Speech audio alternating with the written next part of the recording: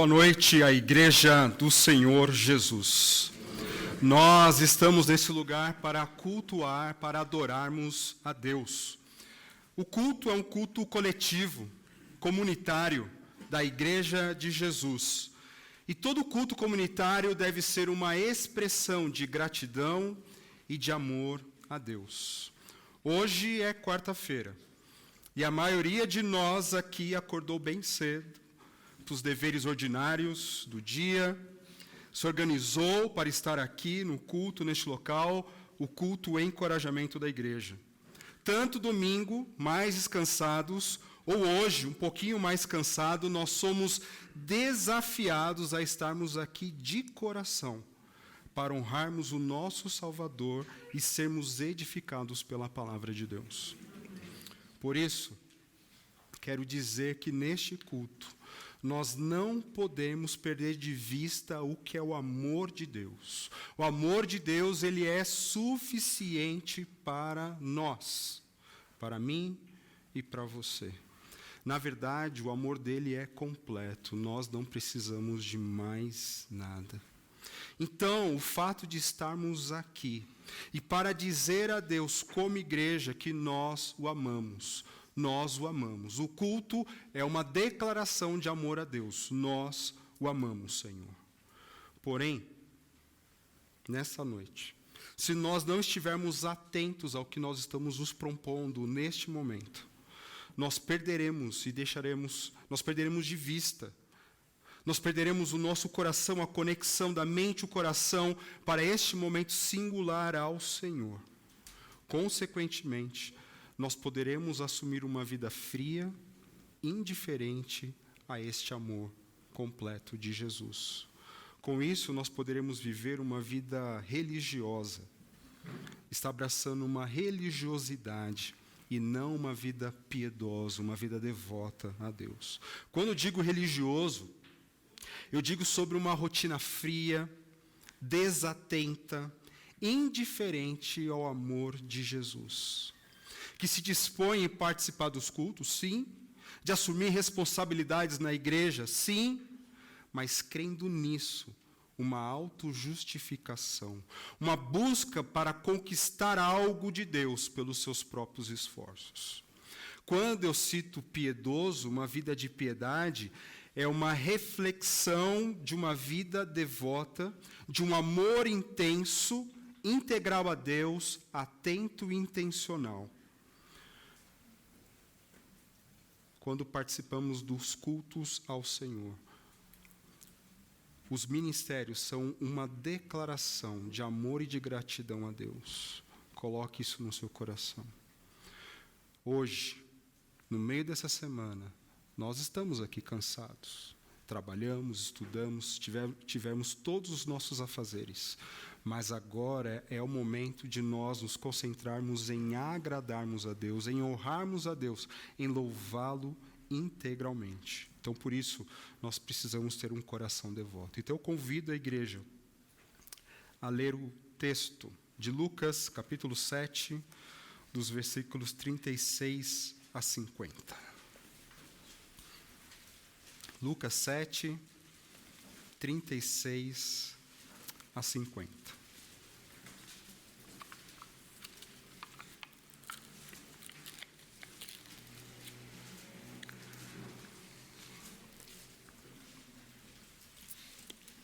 Acharam? Amém. Convidado por um dos fariseus para jantar, Jesus foi à casa dele e reclinou-se à mesa. Ao saber que Jesus estava comendo na casa do fariseu, certa mulher daquela cidade, uma pecadora, trouxe um frasco de alabastro com perfume e se colocou atrás de Jesus a seus pés. Chorando, começou a molhar-lhe os pés com suas lágrimas. Depois os enxugou com seus cabelos, beijou-os e os ungiu com o perfume. Ao ver isso, o fariseu que o havia convidado disse a si mesmo: se este homem fosse profeta, saberia quem nele está tocando e que tipo de mulher ela é, uma pecadora.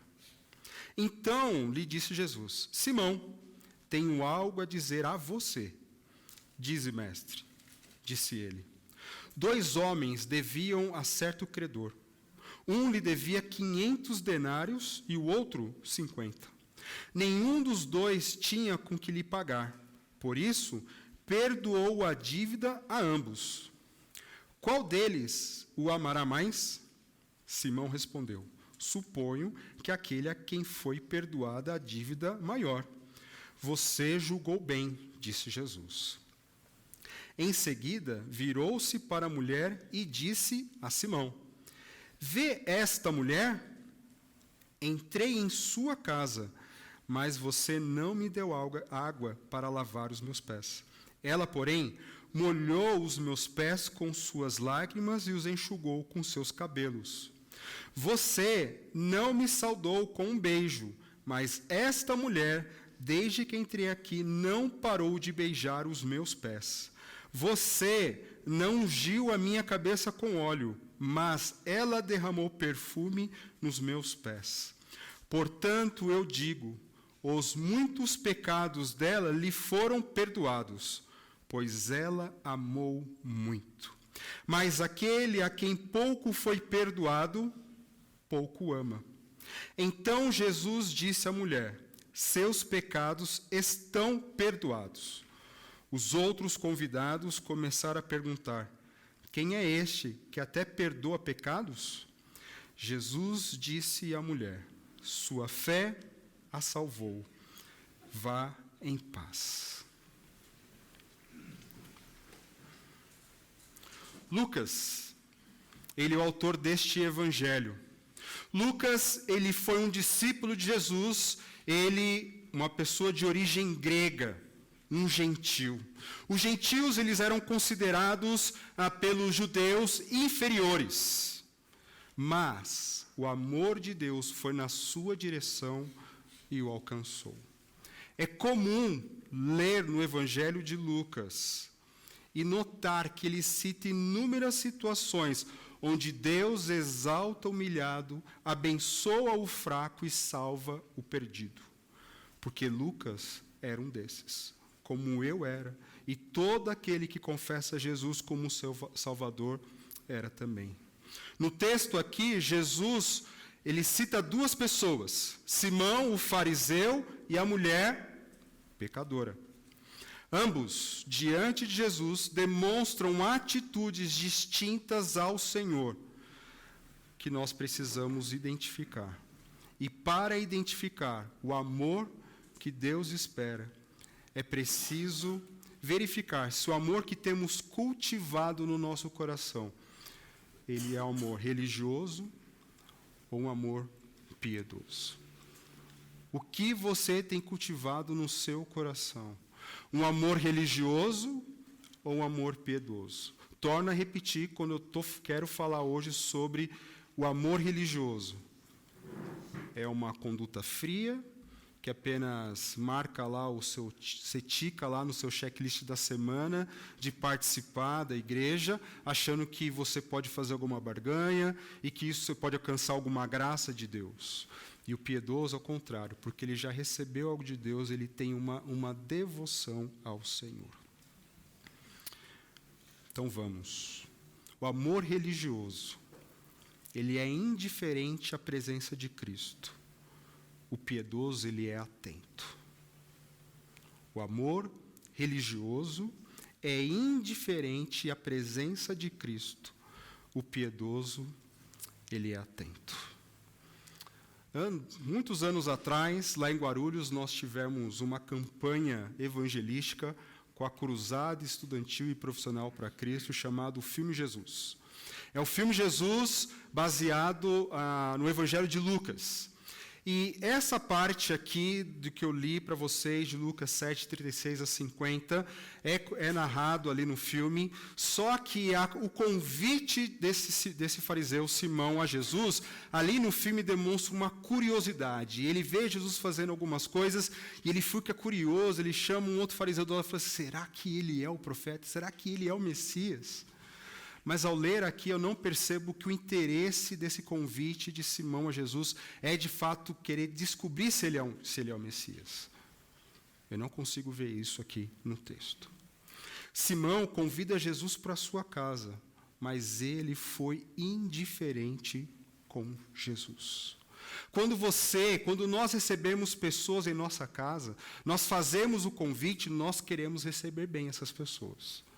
Nós arrumamos a casa, nós fazemos uma boa refeição, deixamos tudo bonito e recebemos aquela pessoa para termos um tempo para desfrutarmos da comunhão, termos desfrutar um bom relacionamento. Mas o fariseu, ele tinha outros planos aqui para Jesus. Ele nem se levanta da posição que ele estava quando Jesus chega à sua casa.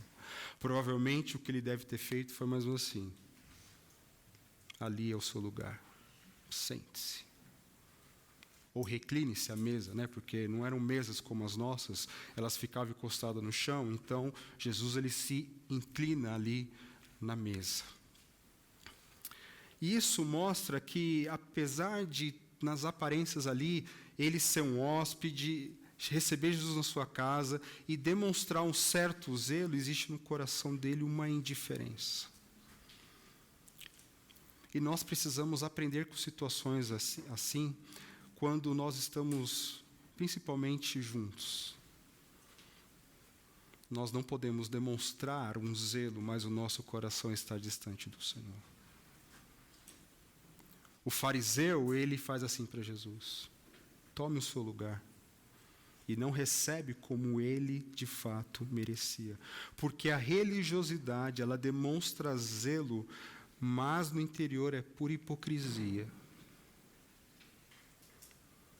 A religiosidade demonstra zelo, mas no interior é pura hipocrisia. A mulher, ela ficou sabendo que Jesus iria fazer uma refeição na casa do fariseu.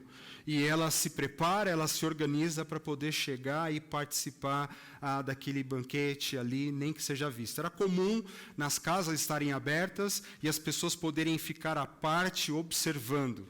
Isso era muito comum. E essa mulher, ela fica sabendo que Jesus vai na casa do fariseu e ela se prepara. Tanto que ela se prepara que ela leva lá um perfume caríssimo. Porque o desejo intenso de encontrar Jesus é uma marca valiosa da piedade. O desejo intenso de encontrar Jesus é uma marca valiosa da piedade. Quando eu me coloco à disposição de vir ao culto ao Senhor, eu tenho que ter o desejo de encontrá-lo. Eu tenho o desejo de chegar diante do altar e derramar o meu coração. Ela leva um frasco de perfume bem caro, talvez para uma oferta, para ofertar para o ministério de Jesus.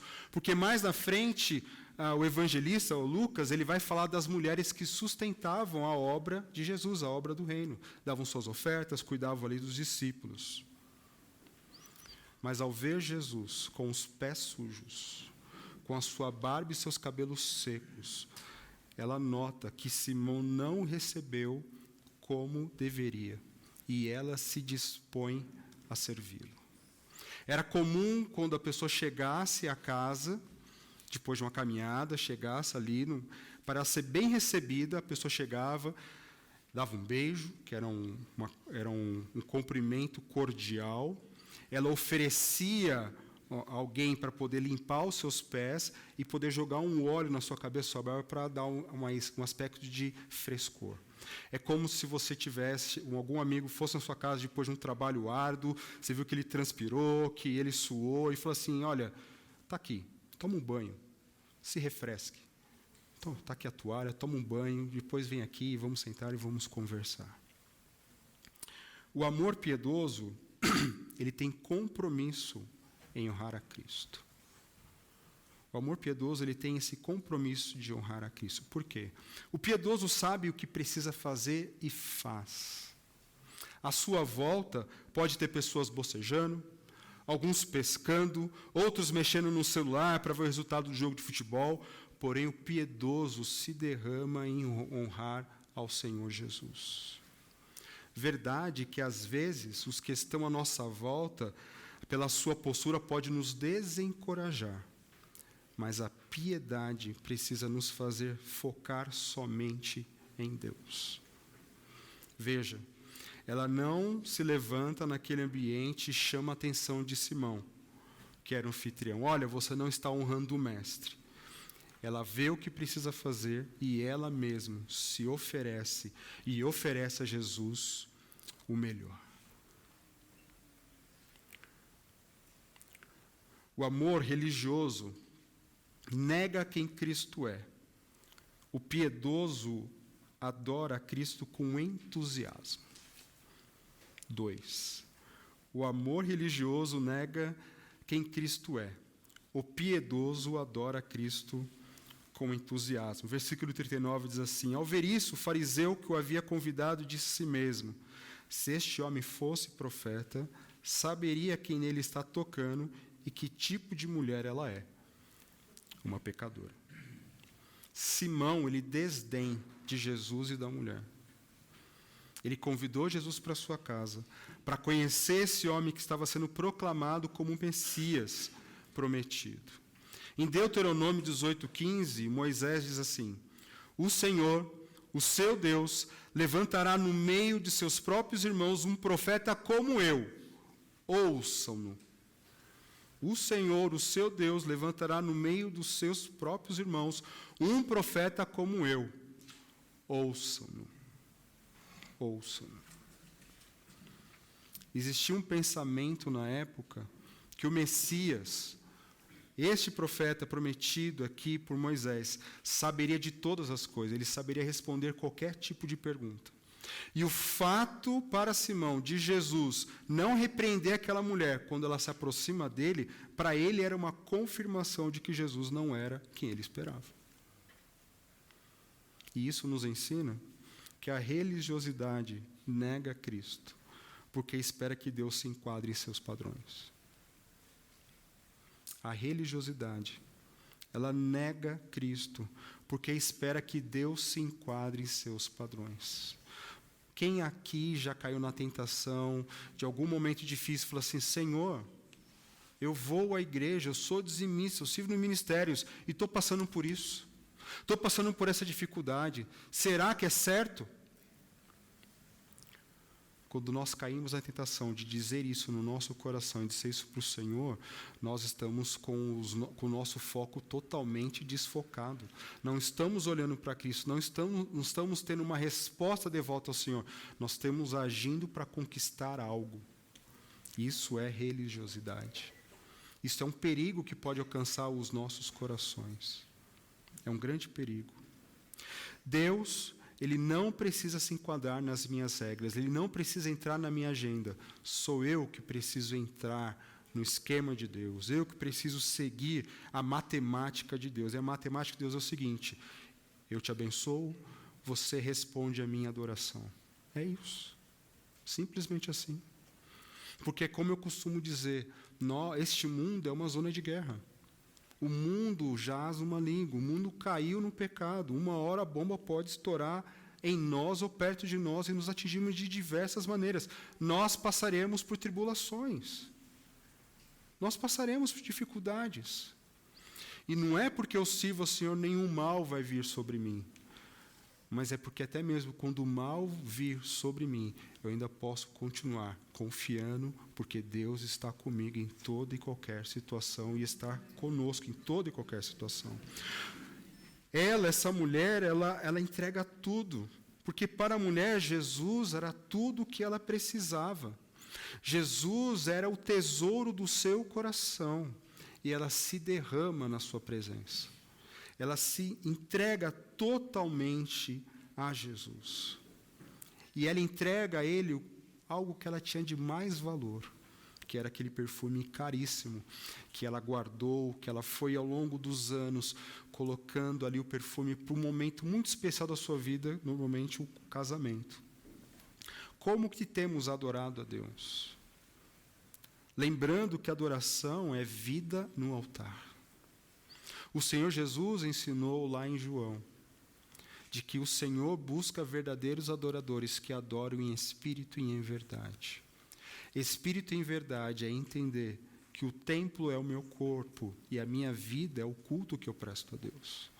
Eu não preciso estar aqui para adorar a Deus. É lógico, aqui, juntamente com você, adoro a Deus coletivamente. Mas onde quer que eu estiver, fora, também é um culto, também é uma adoração ao Senhor. Stephen Altroge, ele diz o seguinte: se enxergássemos Deus como Ele realmente é, desfaleceríamos completamente. Cantaríamos de alegria, ajoelharíamos em adoração e choraríamos em gratidão. Se víssemos Jesus em sua glória ressurreta, não haveria esse papo de, bom, eu sou mais do tipo quieto. Ele diz essa frase num artigo que chama Por que algumas pessoas não cantam aos domingos? Porque algumas pessoas vão ao culto e dá aquela sensação de indiferença.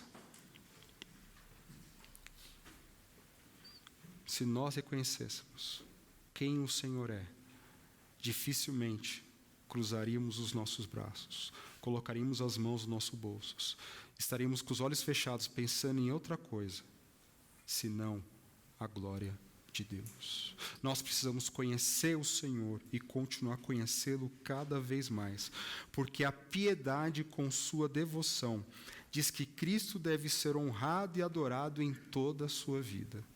A piedade com sua devoção diz que Cristo deve ser honrado e adorado em toda a sua vida. Continuando. O amor religioso é meritocrático. O piedoso carece de graça.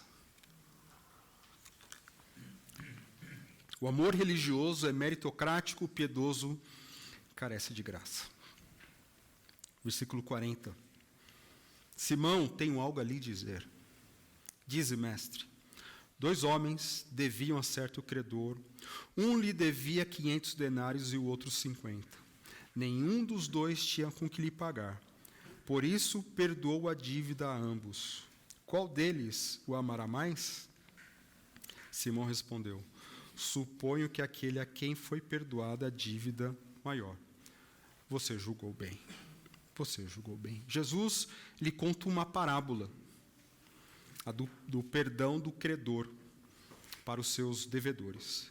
Essa parábola lembra do credor incompassivo, o credor sem misericórdia lá de Mateus 18, onde o rei perdoa um homem que tinha uma dívida impagável, que por sua vez depois ele não perdoa um companheiro que devia algo que era possível ser pago. Na parábola de Jesus lá em Mateus ele usa uma palavra na língua original que dá a ideia assim, foi quitado. Deixa para lá essa dívida, joga para lá, essa é a palavra. Mas aqui em Lucas, a palavra significa graça. A palavra significa graça. E para o judeu, que conhecia bem a lei, conhecia bem os salmos, é a palavra do amor leal, a palavra de misericórdia. O Salmo 51 diz, tem misericórdia de mim, ou tenha graça de mim, tenha compaixão de mim, ó Deus, por teu amor, por tua grande compaixão apaga as minhas transgressões. Ou seja, um salmo tão conhecido, certamente por ele, que provavelmente ele cantava, mas quando Jesus fala sobre graça, a graça não toca o seu coração. Como nós precisamos refletir naquilo que cantamos? Como que nós precisamos refletir daquilo que sai das nossas bocas? Não podemos cantar sem refletir. Não podemos. Olha só, este homem certamente cantava esse salmo, ensinava isso na sinagoga. Diz Davi, o grande rei, quando pecou, o perdão o alcançou, mas agora a graça não está tocando o seu coração. Alguém já perguntou a respeito de pecadinho e pecadão? Já ouviram isso? Para mim existe pecadinho e pecadão, por causa das consequências. Tem pecados que vai te dar um tipo de consequência, e outros pecados, eu posso dizer uma mentirinha que chamo de mentirinha branca, é pecado, ofende a glória de Deus, mas a consequência dessa mentirinha fica ali. Mas às vezes eu posso dizer uma grande mentira que pode trazer uma consequência que vai abalar todo mundo. Agora, tanto para mentirinha pequena quanto para mentirinha grande, apenas o sangue de Jesus pode perdoar o pecado. A diferença está nisso. Para Simão, que pecado? Porque ela é pecadora. Mas quando nós qualificamos outras pessoas como pecadores, nós o colocamos numa posição superior. Nós colocamos numa posição que nós não deveríamos estar, uma posição de autoconfiança. Porque, na verdade, o Salmo 51 não era só para aquela mulher. É para ele, é para mim, é para todos nós. Senhor, tenha misericórdia de mim. O modo como Simão recebe Jesus mostra que a religiosidade deseja obter algo de Cristo pelos seus méritos. Mas a mulher, ela é a melhor expressão desse Salmo 51, versículo 1, porque ela carece do favor de Cristo. E ela expressa isso, entregando a Cristo o seu melhor. E o que era o melhor que ela podia entregar ali? Suas lágrimas, seus cabelos enxugando os pés de Jesus. E quando ela desamarra os seus cabelos, solta, aquele era um ato vergonhoso culturalmente, porque a mulher só poderia soltar os seus cabelos diante do seu marido, mas ela não se importa, porque o que ela quer fazer naquele momento ali é adorar a Deus, e o modo como ela está adorando a Deus é servindo, é derramando suas lágrimas, é enxugando os pés dele com os seus cabelos. E ela beija os seus pés como sinal de amor, como sinal de devoção. Isso me ensina que a piedade recebe a graça com imensa gratidão e retribui a Cristo submissão, honra e amor. A piedade recebe a graça com imensa gratidão e retribui a Cristo submissão, honra e amor. Não há como seguir a Jesus e continuar vivendo da mesma maneira. Não há. Não há, porque quando nós entendemos a gravidade do nosso pecado, nós entendemos a majestade do perdão que nos alcança. Porque quando nós pecamos diante de Deus, nós pecamos do tamanho de Deus, nós ofendemos a Deus, nós ofendemos o eterno. E o nosso pecado tem o tamanho da eternidade.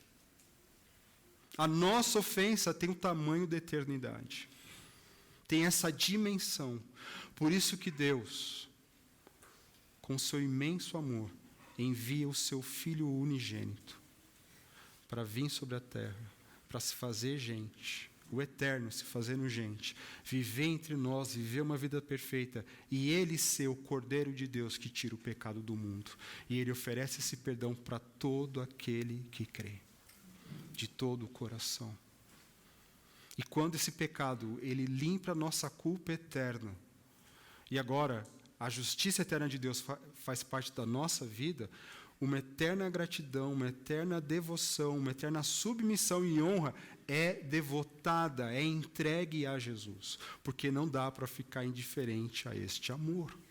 E este amor, ele tem mudanças, ele tem implicações que traz mudanças permanentes no nosso viver. Não dá para se chegar a Cristo e continuar a mesma pessoa. O Senhor quer transformar a minha vida, Ele quer transformar a nossa vida. E a transformação é um sinal, é um reflexo da nossa piedade. Quarto, o amor religioso cega o entendimento. O piedoso vive na paz de Cristo. O amor religioso cega o entendimento. O piedoso vive na paz de Cristo. A mulher, ao amar Jesus, demonstrou fé no Messias, demonstrou fé neste profeta que Moisés tinha falado. Simão concluiu que ele não era o profeta que ele queria, que ele entendia que deve ser. Mas Jesus faz algo que somente o Messias poderia fazer: agir com graça, perdoando os pecados daquela mulher. Ele se cala, Outros questionam sobre a declaração de perdão e até dizem, esse cara agora perdoa pecados? Mas Jesus ainda diz outra coisa para aquela mulher. A sua fé a salvou. Vá em paz. Aquilo que ela precisava, diante de Deus, ela recebe. Ela chega com pesar, ela chega querendo ofertar, ela faz isso, mas não foi só o ato dela que trouxe essa justiça, mas foi a declaração de Deus, a necessidade que ela tinha, que era a necessidade de perdão, que era a necessidade de paz. E Jesus diz, vá em paz, sua fé a salvou. Só existe paz verdadeira quando nossa culpa diante do Pai ela é perdoada. Só existe paz verdadeira quando a nossa culpa diante do Pai ela é perdoada. Porque a religiosidade cega o entendimento de quanto Deus é benevolente, cheio de graça e misericórdia. Deus, ele é benevolente, cheio de graça e misericórdia. E a graça que me alcançou, ela está disponível a todo aquele que crê. Não é só para mim, não é só para a Igreja Batista Celebração, é para todo aquele que crê. A graça que chegou até a mim, agora eu preciso anunciar, eu preciso proclamar a salvação que me alcançou. A piedade, ela se deleita de prazer na paz e na pessoa de Cristo. Quando Jesus diz à mulher, vá em paz, também pode ser entendido, dizendo assim, entra na minha paz. Vá em paz, mas vá em paz com a minha paz, com a paz que eu dou para você. E sabemos que a paz de Jesus é uma paz diferente. E certamente muitos de vocês já passaram por situações onde você pôde desfrutar da paz de Jesus em meio a situações onde não era possível ter paz. Ó paz que sinto em minha alma, não porque tudo me vai bem, mas é porque eu olho e amo o meu Senhor. É isso.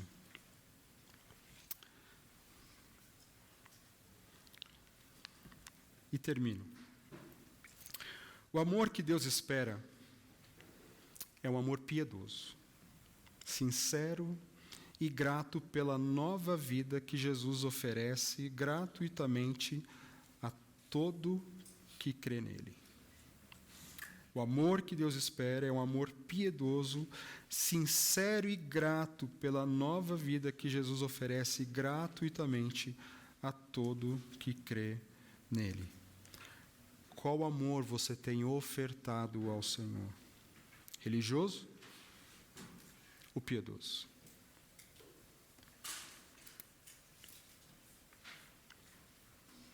Depois de tanto tempo, pediram para eu ler uma música. Não lê mais música, pastor? Então vou ler hoje. A música chama Me Prostro. Senhor, és tão belo. Tua majestade enche o céu sem fim. Santo és, Senhor, supremo, exaltado. Os céus não podem te conter, ó meu Deus. Santo és, Senhor. E quando eu vejo tua glória, me rendo a ti. Ao pecador salvaste, com sangue me lavaste e alvestou. Como te amo, ó Deus. Ao zombador amaste. Bondoso conquistaste-me para sempre. Como te amo, ó Deus. E quando eu vejo tua graça, me rendo a ti. Eu me prostro a teus pés, pois tu és meu Deus, meu Deus.